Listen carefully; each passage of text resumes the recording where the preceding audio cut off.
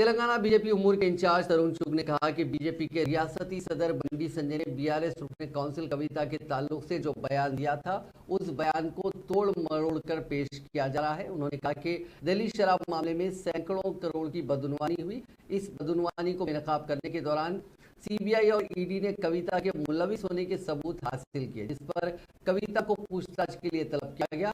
तरुण चुग ने मीडिया से बात करते हुए कहा कि दिल्ली शराब मामले में अगर कविता का कोई रोल नहीं है तो कविता या फिर बीआरएस कैडर को परेशान होने की जरूरत नहीं है।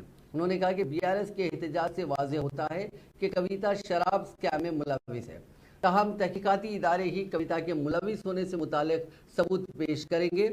तेलंगाना बीजेपी के इंचार्ज ने मजीद कहा कि गलती करने वालों के साथ कानून अपना काम करेगा। तहकीकाती इदारों के सामने सोनिया गांधी हो या चंद्रशेखर सब बराबर हैं। उन्होंने कविता से मुतालबा किया कि वो शराब मामले में ईडी की जानिब से पूछे गए सवालात का जवाब देते हुए खुद को बेकसूर साबित करके दिखाए।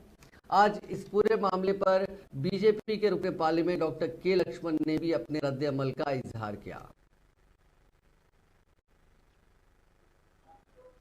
యువతను క్రీడల పట్ల మొగ్గు చూపేదానికి ఖేలో భారత్ పేరు మీద అనేకమైనటువంటి టోర్నమెంట్స్ నిర్వహించి ఆ వేదిక ద్వారా ఆ ప్లాట్ఫామ్ ద్వారా వాళ్ళు వ్యక్తపరిచినటువంటి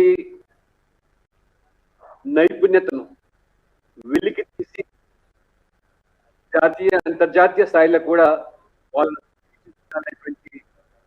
ఒక ఆలోచనకు అనుగుణంగా పార్లమెంట్ సభ్యులకు వారు విధిగా ఆదేశించడం జరిగింది। ఎన్నికైనటువంటి లోక్సభ సభ్యులందరూ కూడా తమ తమ నియోజకవర్గాల్లో ముఖ్యంగా గ్రామీణ క్రీడల పట్ల కబడ్డీ, ఖోఖో, అథ్లెటిక్స్ ఇలాంటి అనేక